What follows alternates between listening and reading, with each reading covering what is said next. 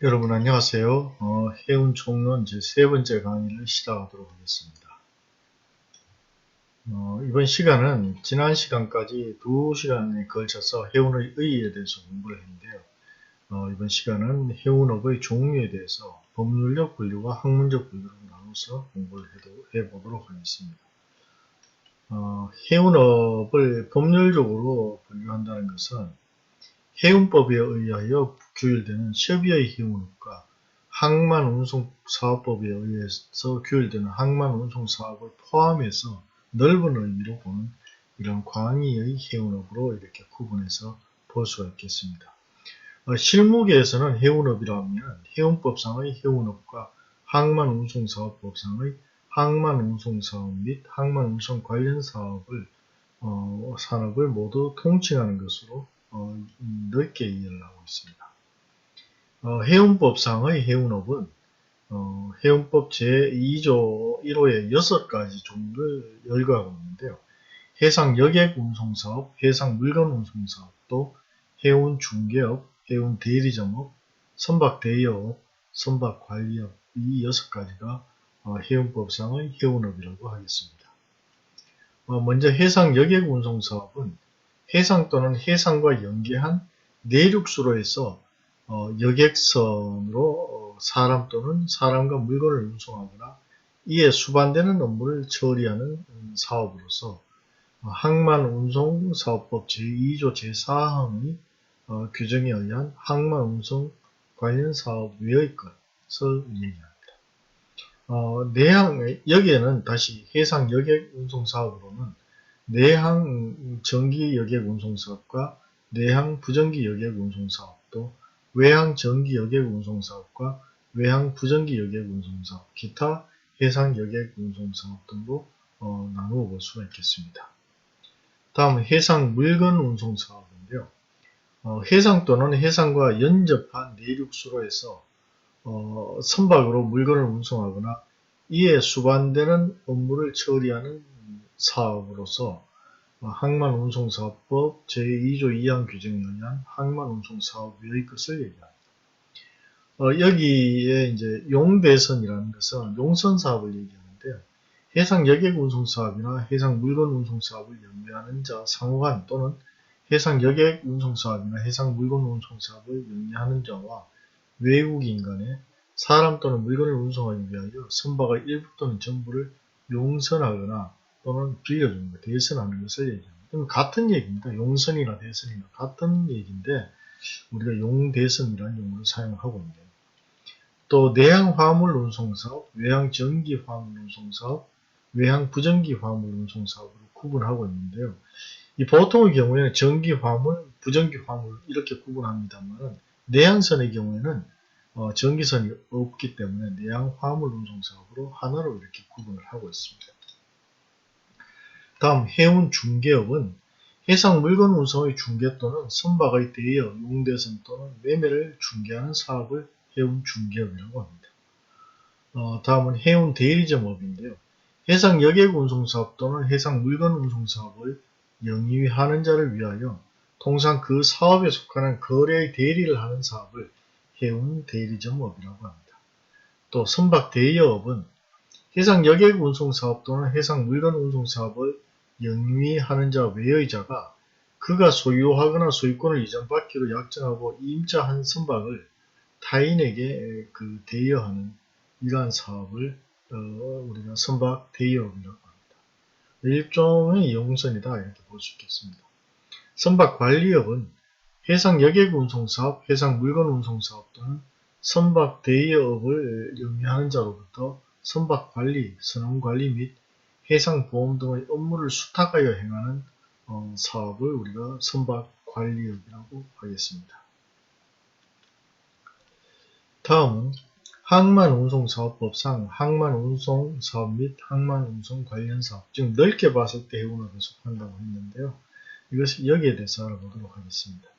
항만운송사업은 화주나 선박 운항업자로부터 위탁을 받아서 항만에서 해상운송에 앞서 또는 해상운송의 후속으로 화물을 선박에 적재하거나 선박으로부터 화물을 양육하는 사업을 얘기합니다. 항만 운송은 해상과 육상 운송의 접점에서 화물을 연결하는 기능을 가지게 되고요.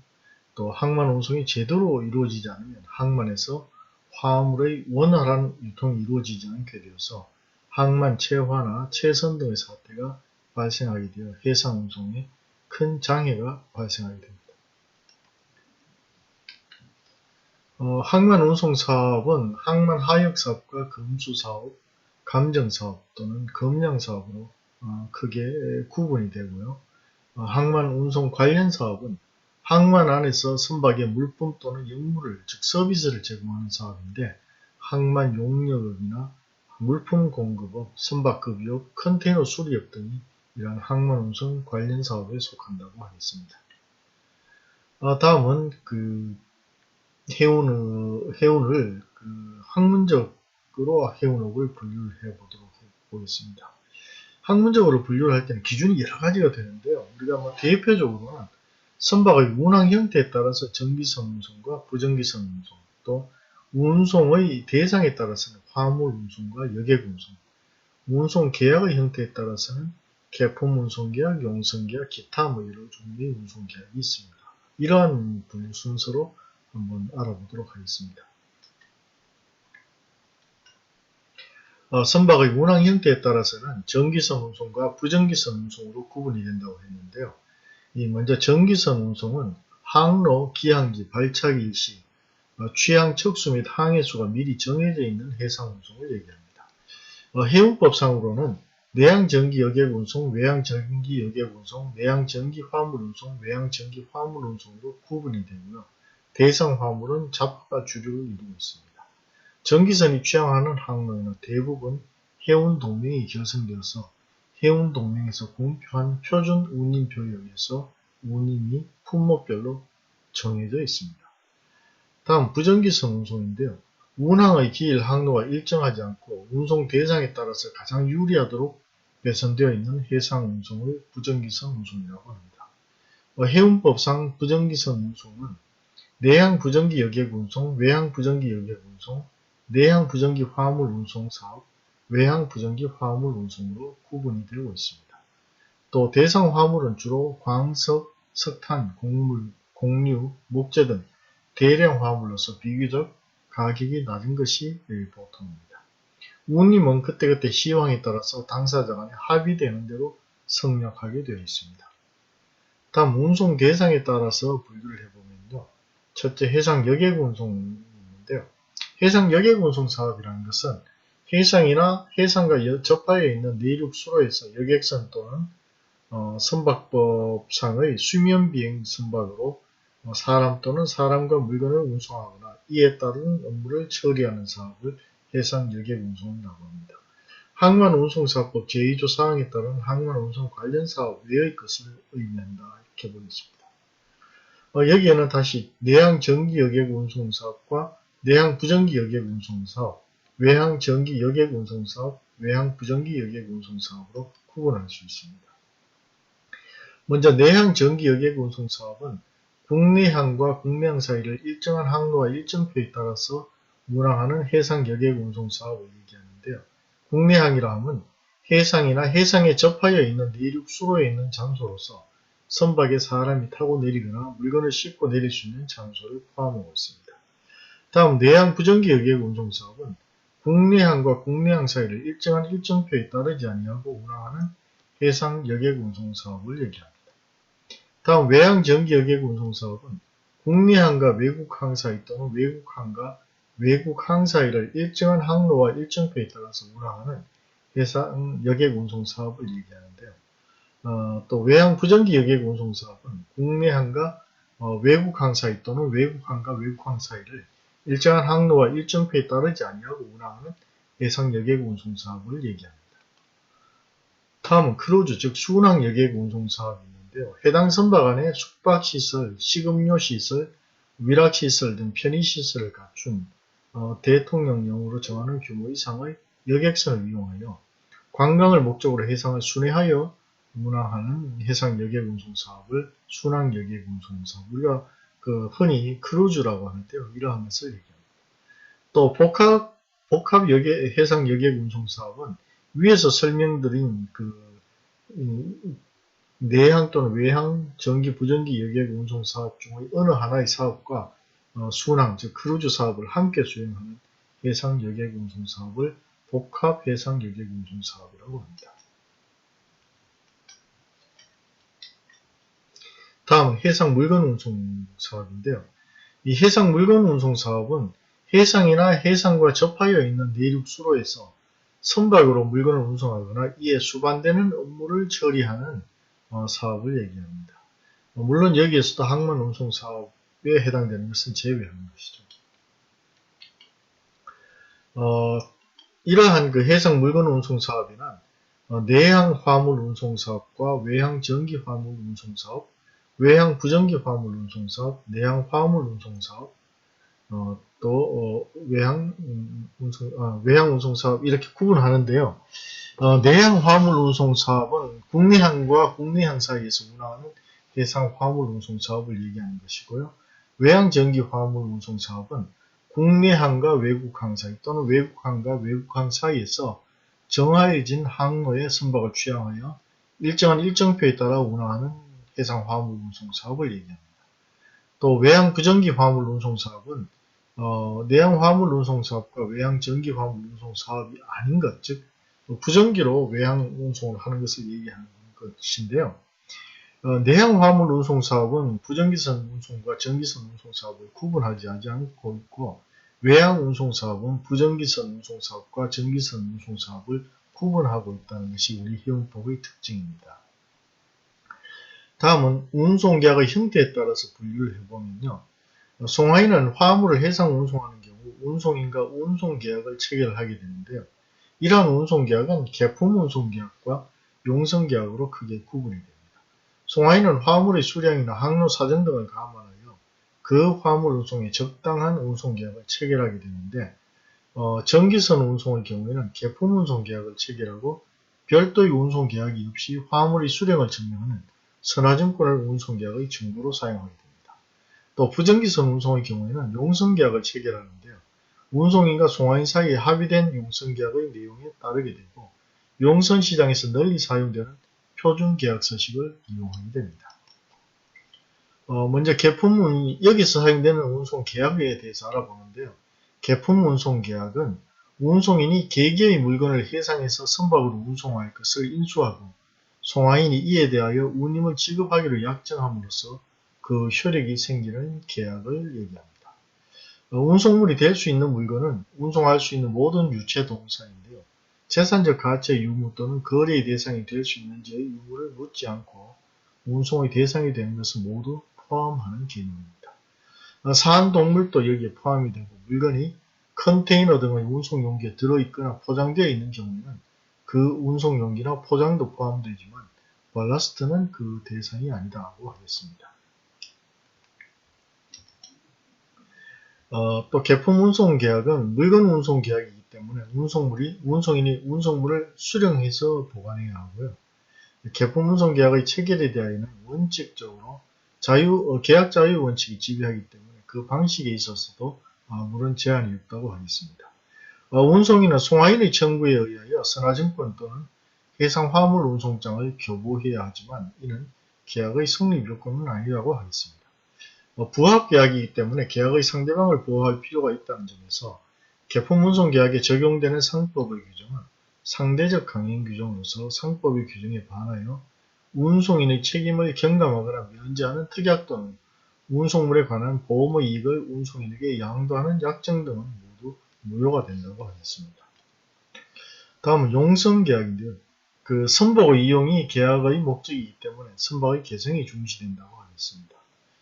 반면 그 계품 운송계약은 운송물의 개성, 즉 종류나 수량이나 중량 등이 중시되기 때문에 선박의 개성은 문제가 되지 않는다는 점에서 그 형태가 전혀 다르다. 운송물이 선적되기로 예정되어 있던 선박을 바꾸어서 다른 선박을 이용하여 운송하는 것을 약정한 대선약관과 일단 선적한 화물을 다른 선박으로 교체할 수 있는 재량권을 유보한 환정약관이 이용되는 경우도 많다고 하겠습니다.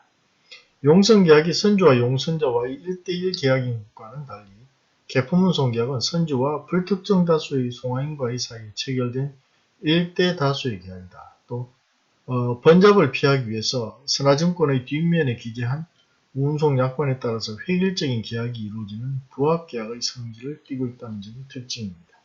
선화증권 뒷면 약관에 의한 운송계약에는 선주가 자기에게 유리한 면책특약을 설계할 가능성이 다분히 있기 때문에 상법 799조 1항에서는 선주에게 유리한 면책특약을 제한하고 있습니다. 항해용선계약은 운송물이 선박을 부르는 부정기선 운송에서 사용되는 계약인 반면에 계품운송계약은 선박이 운송물을 부르는 정기선 운송에서 주로 이용된다. 이 점을 이제 먼저 설명을 드렸는데요. 정기선에 의해서 운송되는 화물은 거래 단위가 비교적 적으며 동시에 시장성이 높은 것이 많기 때문에 해상 운송의 안정성과 신속성이 강하게 요구된다고 하겠습니다. 이러한 요청에 따라서 등장한 것이 컨테이너 운송이다. 이렇게 볼 수 있고요.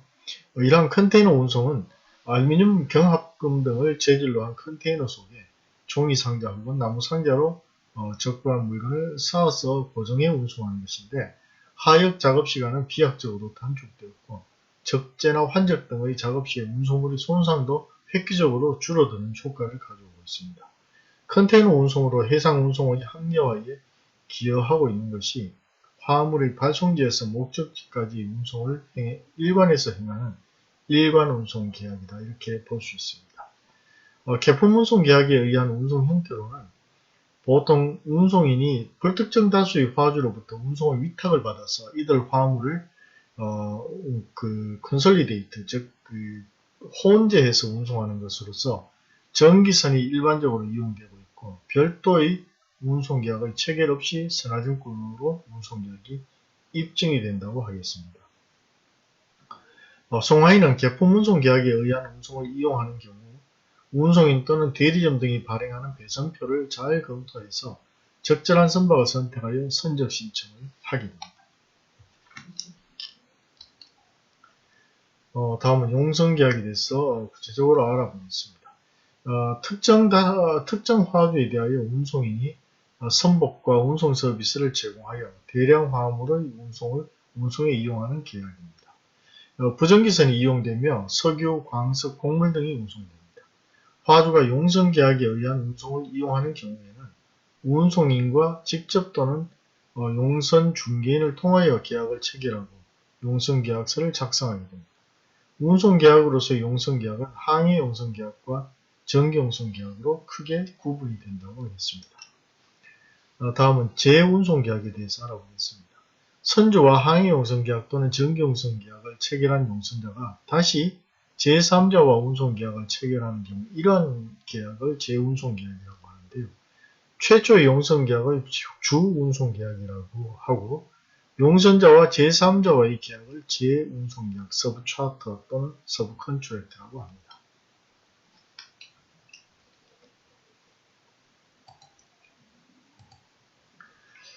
재운송계약은 계품운송계약인 경우가 많지만 용선계약일 수도 있습니다. 제3자와의 관계에서 운송인은 선주가 아니라 용선자인데 항해 용선자 또는 정기 용선자를 말하는 것이고 선체 용선자는 여기에 포함이 되지 않습니다. 선체 용선은 선박 임대차 계약이기 때문에 운송계약을 재운송하는 것은 아니다 이렇게 보겠습니다. 재운송계약은 주운송계약과는 독립된 제2의 운송계약으로서 용선자는 선주 등에게 지급할 용선료와 자기가 재운송계약에 의하여 취득할 운임과의 차액을 취득하게 됩니다. 재운송계약은 법률상 주운송계약과는 독립된 제2의 운송계약이므로 재운송계약에 의하여 선주 등의 권리의 의무를 불이익하게 변경하는 것은 선주 등에 대하여 아무런 후속력이 생기지 않는다고 하겠습니다. 다음은 재운송계약이 운송주선계약과의 사이에서 논란을 가져올 수가 있는데요. 여기에 대해서 공부를 해보도록 하겠습니다. 실무상으로는 재운송계약과 운송주선인에 의한 운송계약을 구별하기 어려운 경우도 많습니다. 재운송계약에서 용선자는 화물의 운송 자체를 인수하는 자를 얘기하고 운송주선인은 단지 주선 행위를 하는 자를 얘기합니다. 그런데 운송 주선인은 금지 특약이 없는 한 개입권을 행사해서 직접 운송을 인수할 수 있는데요. 운송인은 개입의 의사표시를 함으로써 운송 주선인이 운송인으로서 운송 채무를 인수할 수 있기 때문에 실무상으로는 재운송계약과 구별하기 어려운 경우가 많습니다. 운송 주선인이 개입권을 행사하여 운송인으로서 법률 행위를 하는지 아니면 단순히 주선 행위에 그치는 것인지 사실관계를 판단해서 주선계약과 재운송계약을 구별해야 합니다.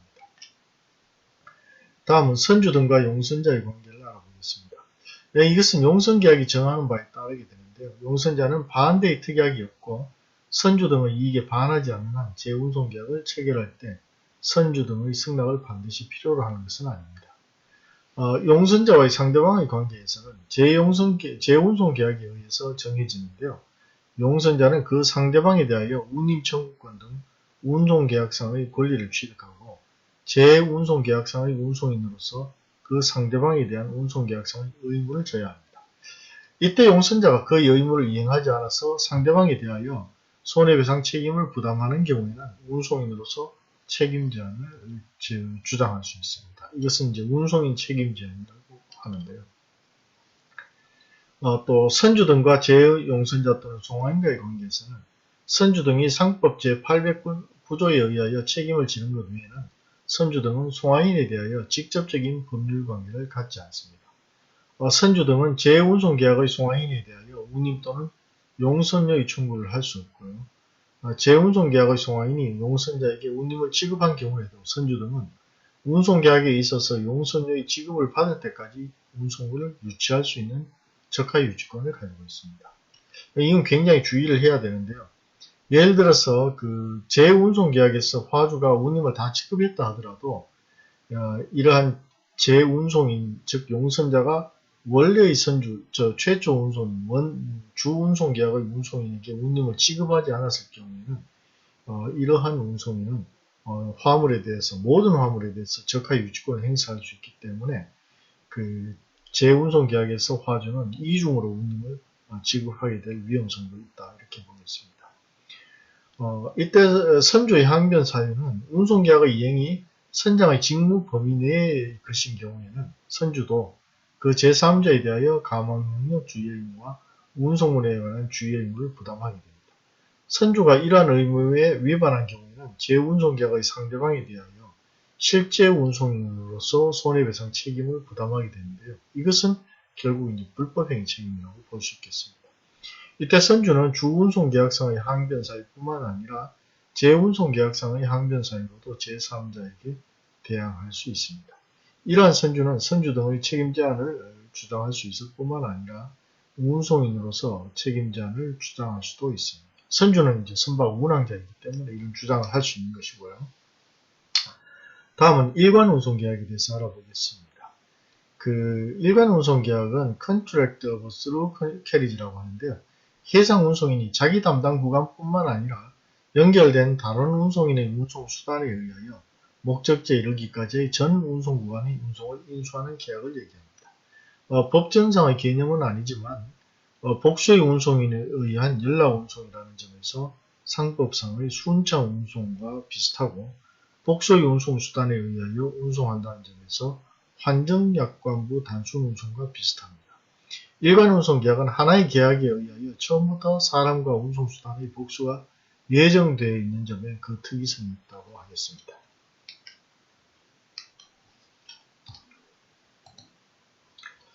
이러한 일관운송의 장점은 운송구간마다 운송계약을 변경함으로써 생기는 적하의 손상과 시간의 낭비를 피할 수 있고 중간 운송주선인의 운송주선의 수고와 비용을 절감할 수 있으며 전 운송 과정에 소요되는 운임 기타의 비용을 미리 정확하게 알 수 있기 때문에 CIF 매매 계약의 경우에 편리하다고 하겠습니다. 또 송화인은 일관선화증권으로서 이용하여 화물의 발송과 동시에 자금을 회수하는 한편 수화인도 적하에 도착 전에 그 증권에 의하여 운송물을 처분할 수 있습니다. 이러한 일관운송의 계약의 종류는 제1운송인만이 송화인에 대하여 당사자로서 계약하는 단순 일관운송과 제1운송인뿐 아니라 전 운송인이 공동으로 송화인에 대하여 당사자로서 계약하는 공동 일관 운송이 있습니다. 선화증권이 발행되지 않은 경우에는 그 효력이 대체로 육상 운송의 경우와 다름이 없으나 선화증권이 발행된 경우에는 대개 책임 한도 약관이나 분할 책임 약관이 삽입되어 있어서 실제로는 각 운송인은 그 담당 운송 구간에서 생긴 손해에 대해서만 책임을 지게 됩니다. 다음은 계속 운송 계약에 대해서 알아보겠습니다. 서비스 컨트랙트라고 하는데요. 해상 운송인이 송화인에 대하여 일정한 장기간 일정한 운임률로서 일정한 종류의 적하의 불특정 다수 다량을 수시 부분적으로 계속하여 운송할 것을 약속하는 것을 얘기합니다. 그 매회의 적하의 수량, 선적의 때와 곧 양육항의 결정 같은 것을 보통 송화인에게 유보하기로 하는 계약인데요. 주로 전기선 운송인이 저율의 운임으로 운송을 독점하고 동시에 송화인으로서도 장기간 안정되는 운송을 할 수 있다는 장점을 들 수가 있습니다. 이제 개념을 좀 이해하기 어려운데요.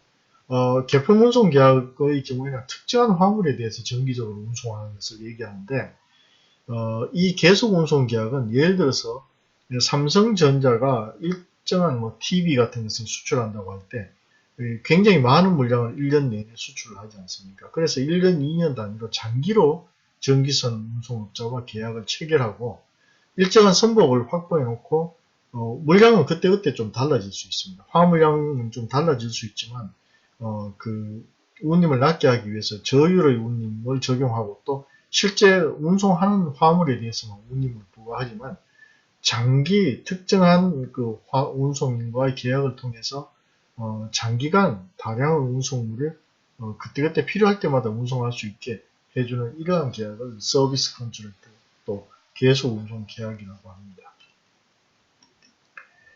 다음은 혼합 선적 계약이 있는데 해상 운송에서 서로 다른 용선자 또는 송화인이 자기의 적하를 동종 동질의 다른 운송물과 혼합하는 것을 승인하고 체결하는 물건 운송 계약입니다. 예를 들어서 시멘트 같은 것을 운송을 할 때 화주가 여러 명일 경우에는 같은 광산에 같은 종류의 시멘트를 운송한다면 이것을 몇 톤씩 운송한다. 100만 톤, 10,000톤 이렇게 운송한다면 섞여 와도 나중에 하역할 때 분리를 하면 되기 때문에 이와 같이 이제 혼합을 하게 되는데요. 이렇게 하면 운임이 좀 싸지겠죠. 대개 벌크 컨트랙트라고도 하면 곡물 또는 석유를 운송할 경우에 많이 씁니다. 선주 등은 이로써 선복을 완전히 이용할 수 있고 보관 관리를 단일화할 수 있습니다. 그 용선자나 송화인도 저렴한 운임으로 운송할 수 있다는 장점이 있고요. 또 다음은 예선 계약에 대해서 알아보겠는데요. 선주가 예선료를 받고 선박에 의해서 타인의 선박을 일정한 지점까지 예항하기로 하는 계약을 예선 계약이라고 합니다.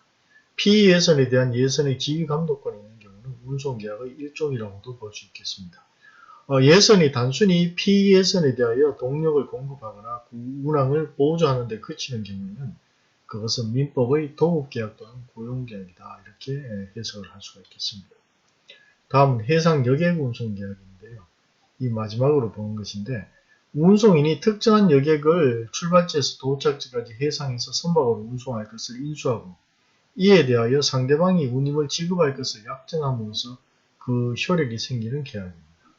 해상 여객 운송 계약은 운송의 객체가 사람이기 때문에 운송물을 보관하는 물건 운송과 계약과 다를 뿐이고 계약의 법적 성질이 도급계약, 낙성분료식 계약에 속하는 등 나머지 법적 성질은 대부분 동일하다고 하겠습니다. 법률의 적용에 있어서는 상법 817조 내지 825조에서 약간의 특별 규정을 두고 있을 뿐이고 그 밖의 사항에 대해서는 육상 여객 운송 규정과 계품 운송에 관한 규정을 준용하고 있습니다. 이 용선계약에 의한 여객 운송계약은 매우 예외적인 경우이고 상법의 규정은 소위 계품 운송계약과 마찬가지로 부합계약에 속하는 개개의 여객을 대상으로 한 여객 운송계약에 관한 규정이기 때문에 법의 적용에 있어서는 여객 운송 목적의 항해 운송계약은 물건 운송을 목적으로 한 항해 운송계약과 계약의 구조나 법적 성질이 동일하다고 하겠습니다. 그래서 물건 운송에 관한 항해 운송계약에 관한 상법 규정을 준용하도록 하고 있습니다. 그래서 우리 상법의 규정은 대개 계품 운송 계약에 해당되는 개별 여객 운송 계약에 해당되는 규정을 두고 있는 것이고 그 용선계약을 통해서도 여객 운송을 할 수 있다. 이렇게 설명을 드릴 수 있겠습니다. 오늘은 그 해운의 그 종류, 즉 종류와 분류에 대해서 이제 공부를 했는데요. 오늘 공부한 내용을 가지고는 우선 해운법상 해운의 종류 6가지가 어떤 것이 있는지에 대해서 한번 토론을 해보고요. 한 토론하는데 한 30분씩 잡고 여러분들이 쭉 정리를 해보시면 되겠습니다. 그 다음은 항만운송사업법을 포함한 광해의 해운이 어떤 것인지에 대해서도 토론을 해보시기 바랍니다. 또 해운의 학문적 분류, 여러 가지를 했지 않습니까? 이것은 이제 분류 기준을 더 정하면 오늘 설명한 강의 내용 외에도 더 분류를 할 수가 있습니다. 토론을 해보고요. 앞으로 또 해운의 종류 중에서 내가 앞으로 창업해보고 싶은 분야에 대해서 그 이유와 비전을 중심으로 토론해 보도록 하겠습니다. 이상 이번 시간 강의를 마치도록 하겠습니다. 대단히 수고하셨습니다.